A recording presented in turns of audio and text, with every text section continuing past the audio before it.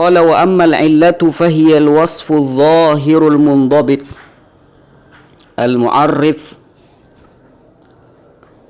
lil hukm. Wa iyyakum jazakumullah iyyakum. Wa ammal illah fahiya al-wasfu adh-dhahirul mundabitul mu'arrifu lil hukmi aw ma yalzamu min wujudihi al-wujudu wa min adamihi al-adam. Yang dimaksud illah adalah al-wasfu dhahir. Perhatikan di sini al-wasfu dhahir. Yang dimaksud dengan illah al-wasfu dhahir, sifat yang jelas. Jadi di sini beliau akan memaparkan beberapa syarat dari illah. Allah yazikum khair. Jadi yang dimaksud illah adalah al-wasfu dhahir, sifat yang jelas. Jadi yang bisa dijadikan illah harus sifatnya itu jelas. Kalau tidak jelas maka tidak boleh jadikan illah. Contoh seperti ridho atau mahabbah, cinta, gak bisa dijadikan illah karena itu kita tidak bisa melihatnya. Oleh karenanya di sebagian permasalahan yang dijadikan illah itu harus jelas. Ini syarat yang pertama, illah itu harus jelas.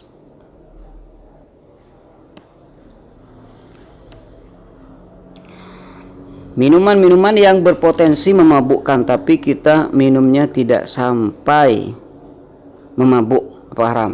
Nah, kaidahnya. Ini ada juga kaidah dalam fikih. Ma harumah tanawuluhu harumah iktinauhu. Ma kana kathiruhu muskir faqaliluhu haram. Ini kaidah yang dikatakan oleh para ulama.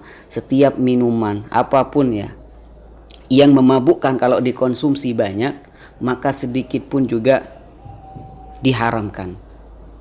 Seperti Allah Subhanahu wa taala pernah berfirman bahwasanya kita dilarang makan riba ad'afan mudha'afah. Berarti kalau makan riba tapi mungkin 1%, boleh gak?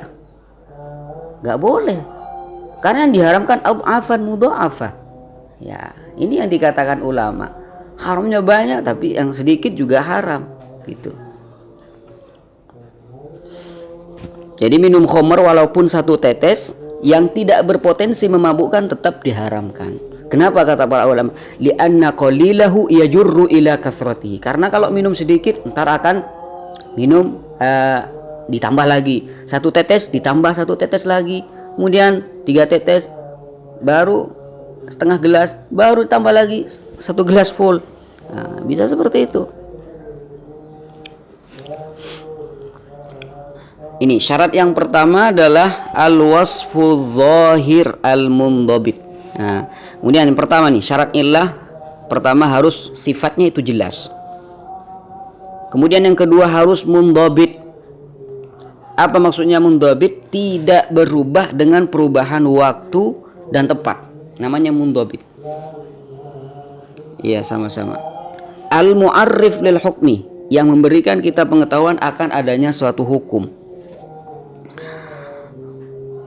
Jadi misalkan kita perjalanan ke tempat yang jauh, kita diperbolehkan untuk mengqashar atau menjamak sholat. Apa ilahnya, Pak?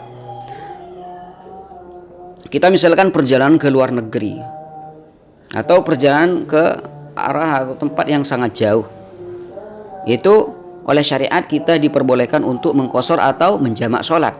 Kenapa? Coba kita lihat ilahnya. Kenapa diperbolehkan? Apakah karena itu capek, perjalanan yang jauh membuat kita capek? Apakah itu ilatnya? Apakah ilahnya adalah perjalanan? Di sini ulama mengatakan bahwasanya ilahnya adalah perjalanan. Ilahnya adalah perjalanan. Kenapa? Karena perjalanan itu yang mundabit, tidak akan berbeda, tidak akan berubah dengan perbedaan waktu atau tempat. Tapi kalau yang dijadikan ilah, kenapa kok kalau perjalanan jauh diperbolehkan untuk mengqashar atau menjamak sholat? Kenapa? Apa ilahnya? Kalau mengatakan ilahnya adalah karena kecapean, jadi sholatnya yang banyak disedikitkan. Nah, itu salah kata para ulama. Salah Kalau yang dijadikan illah adalah kecapean. Kenapa? Karena ini tidak karena capek atau masyakko istilah mereka, capek ini akan berubah dengan perbedaan waktu ataupun tempat. Jazakumullahu khairan. Kan berbeda dengan perbedaan waktu dan tempat. Contoh nih, kita perjalanan ke Malaysia misalkan, pakai anggaplah pakai bis dan pakai kapal, ya, otomatis itu capeknya itu berbeda dengan ikut pesawat. Bahkan itu tidak capek sama sekali. Jadi ikut pesawat ke Malaysia misalkan, itu tidak capek sama sekali. Nah, maka capek ini merupakan sifat yang berbeda dengan perbedaan kondisi atau keadaan tertentu, itu akan berbeda. Otomatis orang yang berjalan ke tempat yang jauh jalan kaki itu berbeda rasanya dengan orang yang ikut mobil, dan juga yang ikut mobil itu juga berbeda rasanya dengan orang yang ikut pesawat. Jadi capek ini merupakan sifat yang ghairu mundhabit, sifat yang tidak mundhabit, artinya berubah dengan perbedaan waktu atau keadaan. Nah, maka illah capek ini tidak bisa dijadikan illah. Kenapa? Karena ghairu mundhabit. Syarat dari illah syar'i yang bisa menjadi illah untuk dikaitkan pada hukum tertentu harus mundhabit. Apa artinya mundhabit? Harus tidak berubah dengan perubahan waktu atau keadaan. Seperti apa? Perjalanan. Kenapa diperbolehkan mengqashar atau menjamak sholat? Karena perjalanan. Jadi kalau sudah perjalanan sudah jelas perjalanan, dan itu mundhabit. Kalau misalkan perjalanan ke Amerika misalkan, pakai pesawat atau jalan kaki bahkan, itu sama-sama juga dikatakan perjalanan. Pakai pesawat perjalanan, pakai mobil perjalanan, pakai kapal perjalanan, jalan kaki sendiri juga dikatakan perjalanan. Jadi perjalanan ini merupakan sifat yang tidak berbeda dan tidak berubah dengan perbedaan waktu ataupun keadaan. Jadi syarat ilahnya itu harus mundhabit. Atau di sini bisa diistilahkan ma yalzamu min wujudihil wujud wa min adamihil adam.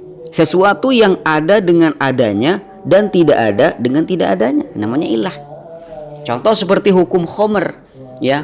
Hukumnya khamr adalah haram. Kapan hukum khamr itu ada?